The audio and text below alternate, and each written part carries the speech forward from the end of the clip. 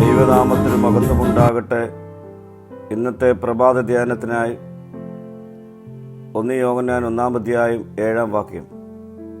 അവൻ്റെ പുത്രനായ യേശുവിൻ്റെ രക്തം സകല പാപവും പോക്കി നമ്മെ ശുദ്ധീകരിക്കുന്നു.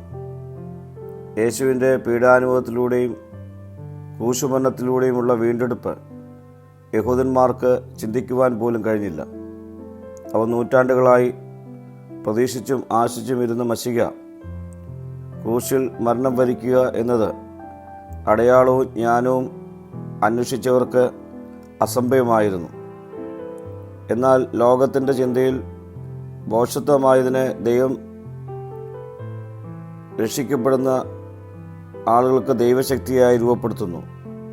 പരിശുദ്ധനായ കർത്താവ് നമ്മുടെ സകല പാപങ്ങളും സ്വയമേറ്റ് ക്രൂശിൽ കാണിച്ച സഹനത്തിൻ്റെയും ക്ഷമയുടെയും അനുഭവത്തിലൂടെ നമ്മെ ദൈവത്തോട് നിരപ്പിച്ചു.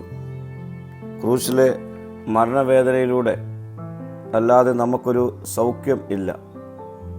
പ്രിയ സ്നേഹിതരെ, യഥാർത്ഥ അനുതാപത്തോടെ ക്രിസ്തുവിലേക്ക് നാം നോക്കിയാൽ, നമ്മുടെ പാപങ്ങളെയും കുറവുകളെയും ഏറ്റുപറഞ്ഞ് ഉപേക്ഷിച്ചാൽ, നമ്മുടെ പാപങ്ങളെ ക്ഷമിക്കുവാൻ വിശ്വസ്തനും നീതിമാനുമാണ്.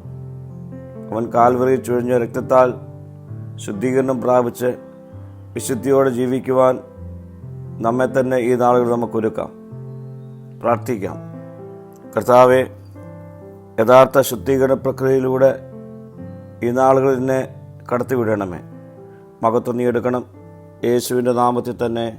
ആമീൻ.